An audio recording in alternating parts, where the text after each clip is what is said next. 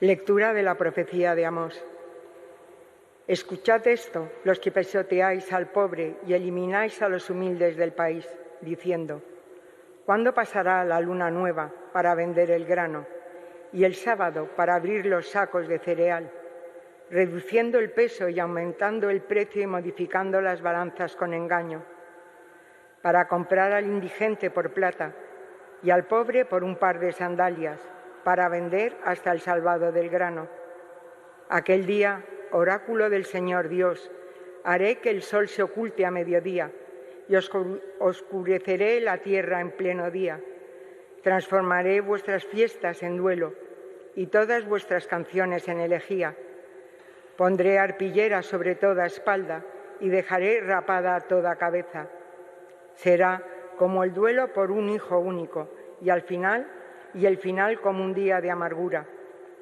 Vienen días, oráculo del Señor Dios, en que enviaré hambre al país, no hambre de pan ni sed de agua, sino de escuchar las palabras del Señor.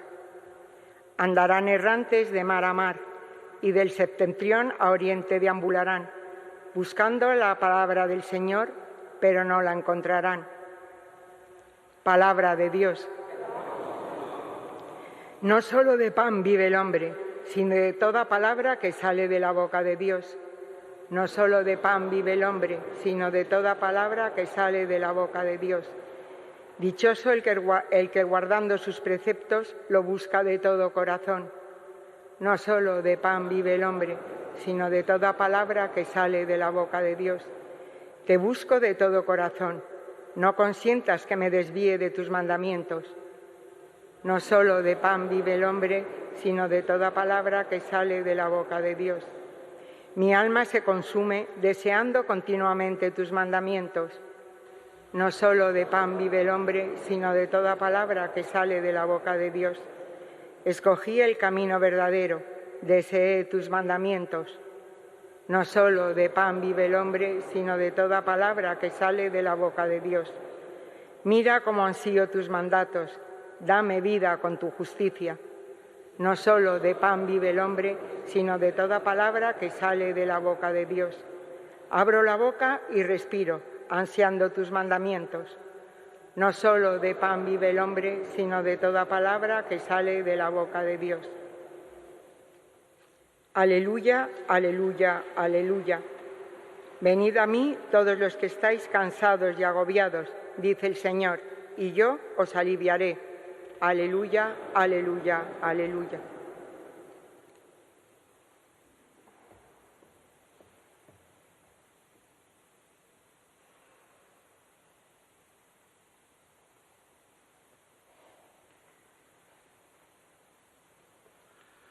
El Señor esté con vosotros. Lectura del Santo Evangelio según San Mateo.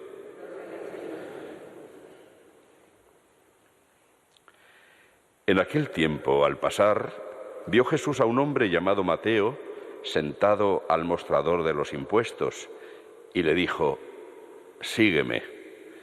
Él se levantó y lo siguió. Y estando en la casa, sentado a la mesa, muchos publicanos y pecadores que habían acudido se sentaban con Jesús y sus discípulos. Los fariseos, al verlo, preguntaron a los discípulos: «¿Cómo es que vuestro maestro come con publicanos y pecadores?». Jesús lo oyó y dijo: «No tienen necesidad de médico los sanos, sino los enfermos. Andad, aprended lo que significa misericordia quiero y no sacrificio, que no he venido a llamar a justos, sino a pecadores». Palabra del Señor.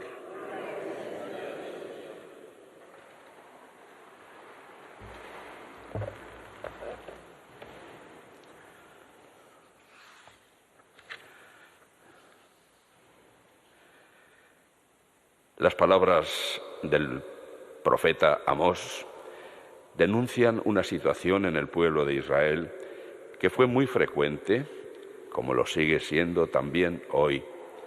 Es la respuesta del pueblo, la pobre e infiel respuesta del pueblo al amor y al cuidado que Dios pone sobre él. Esa respuesta que, en lugar de ser fiel a lo que el Señor nos muestra, las riquezas del reino de Dios que Él nos muestra, se vuelve una y otra vez sobre lo que puede tocar, palpar, contar, utilizar.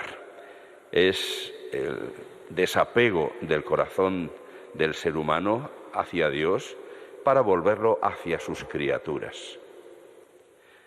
Hace tiempo oí que alguien ponía el ejemplo para expresar esto, que era, por ejemplo, la novia que cuando el novio la regala un anillo, la novia se queda prendada del anillo y se olvida del novio y del cariño que el novio ha puesto al regalarle aquel anillo. Es así como nos portamos con Dios. Nos quedamos con sus dones, los apreciamos, los queremos, los idolatramos incluso, pero de Dios, del que nos los ha dado, nos olvidamos. Hasta el punto de no tener Dios importancia en nuestra vida, apenas nada más que le concedemos de algunos ratitos, algún momento, y sobre todo, eso sí, cuando lo necesitamos. Entonces sí nos acordamos. Pues bien, esta queja amarga que denuncia la actitud de quienes buscan enriquecerse, incluso abusando de los demás, etcétera, contrasta con el empeño de Dios por salvar. Aquel día enviaré hambre al país, no hambre de pan, ni sed de agua, sino de escuchar las palabras del Señor. Era justamente lo que nos recordaba también el Salmo que hemos ido recitando, que no solo de pan vive el hombre, sino de toda palabra que sale de la boca de Dios. Son palabras que Jesús utilizó para contestar en una de las tentaciones al demonio, cuando se le invita a convertir las piedras en pan para satisfacer su hambre. No solo de pan vive el hombre, sino de toda palabra que sale de la boca de Dios. En nuestra sociedad esto está olvidado. La palabra de Dios, ni siquiera los que nos llamamos cristianos, la meditamos asiduamente. Nos limitamos quizá a escuchar las lecturas de la misa, y eso cuando las escuchamos con atención, que no siempre. Y después, cuando vemos la Biblia, quizá si la tenemos en casa, allí en una estantería, la limpiamos el polvo, eso sí, pero nada más. No la leemos, no la meditamos, no la estudiamos, no acudimos a la parroquia o a donde nos den cursos de formación sobre la palabra de Dios para entenderla mejor, para que nos sirva de alimento, porque es un alimento. De hecho, aquí en la celebración de la misa, alguna vez lo hemos recordado, tenemos 2 mesas, 2.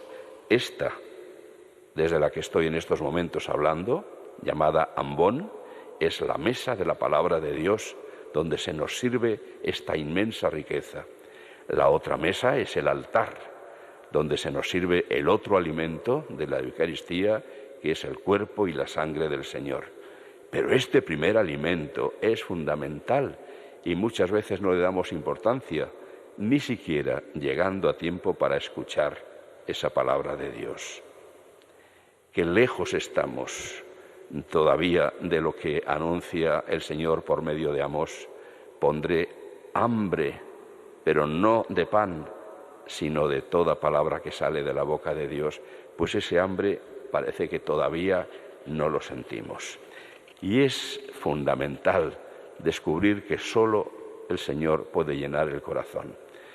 Vivimos en medio de una sociedad en la que no se aprecia ni la acción de Dios, ni su palabra, ni nada que venga de Dios, hasta el punto de que muchos lo han echado fuera totalmente del ámbito de la vida.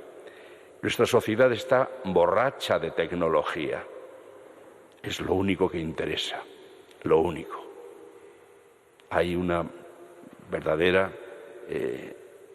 verdadero abuso de tanta tecnología que no puede llenar el corazón y que lleva muchas veces al abuso, como pasa tantas cosas de esa misma tecnología, que en lugar de ponerse al servicio del hombre, ocurre al revés, que nos atrapa, nos esclaviza.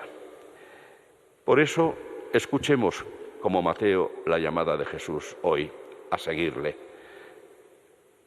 No deja de ser curioso, como les tuvo que resultar a sus contemporáneos, que Jesús ve a un de los más odiados personajes de su época, los publicanos, los que se dedicaban a cobrar los impuestos al servicio de Roma y además con licencia tenían para quedarse con parte, o sea, para cobrar de más y quedarse ellos con ese importe. Y por esa razón eran odiados, hasta el punto de que se había hecho un dicho común para hablar de alguien despreciable. Los publicanos y las prostitutas eran las heces de la sociedad entonces. Pues bien, Jesús se acerca a uno de estos publicanos, sentado al mostrador de los impuestos, y le dice: sígueme. Es evidente que Jesús, que ve el interior de los corazones, no estaba viendo solo lo que aquel hombre estaba haciendo, su profesión, su actividad, estaba viendo el corazón. Y en ese corazón descubriría algo que le impulsa a llamarle al seguimiento. Y por esta razón es llamado Mateo. En Roma, en la iglesia de San Luis de los Franceses, están colocados en una capilla lateral los 3 cuadros que forman la trilogía de esta escena, y la escena principal en la que Jesús está llamando a Mateo, sentado al mostrador de los impuestos, se le ve a Mateo que está sorprendido, señalándose a sí mismo como diciendo: ¿yo? ¿A mí? ¿Es a mí a quien estás llamando? No nos extrañe, porque cada vez que Dios llama, deberíamos cada uno de nosotros decir: ¿y yo? ¿A mí me llamas? ¿Conmigo quieres contar? Si no soy más que un pecador. Pero Jesús no se asusta de nuestros pecados. De hecho, ha venido a salvarnos de ellos. Es para Él lo más importante el que nos demos cuenta del mal que supone en nuestra vida el pecado, para que nos queramos también nosotros liberar. Él ha venido para esto, para que creyendo en Él tengamos vida y vida abundante. Y esa vida comienza por el perdón de nuestros pecados. Cuando se lo reprochan, el que esté comiendo con publicanos y pecadores, Jesús les recuerda algo esencial, de sentido común, un sentido que, por lo visto, tienen muy pocos mortales. No tienen necesidad de médico los sanos, sino los enfermos. Cristo es el gran médico que ha venido a curar y sanar. Son, por lo tanto, los pecadores. Notemos bien, no es que haya unos que no sean pecadores y otros sí, sino que hay gente que no se reconoce pecador y otros sí lo reconocen porque les pesa mucho sus culpas. Y lo reconocen y saben que necesitan ser liberados. Otros muchos tienen la falsa impresión de que ellos no, como el fariseo de la parábola: te doy gracias, Señor, porque no soy como los demás, ni como ese sinvergüenza que está ahí detrás. Yo pago los diezmos, yo ayuno, yo lo hago todo maravillosamente bien. No reconocía pecado ninguno. Como tantos y tantos hoy no reconocen fallos, siempre son los demás los que fallan. No se sienten pecadores, necesitados de conversión, necesitados del perdón y del amor inmenso de Dios. ¿Cómo es que vuestro maestro come con publicanos y pecadores? Pues sí, es lo que ha hecho Jesús hoy. Ha venido a sentarnos a su mesa. Estamos con Él. Nosotros, que dentro de unos momentos vamos a decir: no soy digno de que entres en mi casa, porque es verdad, no somos dignos de que entre en nosotros. pero porque ha venido a llamarnos, a salvarnos, es por lo que se acerca a nosotros. Tenemos que aprender, toda la humanidad, las palabras de Jesús que dice a este propósito: misericordia quiero y no sacrificio.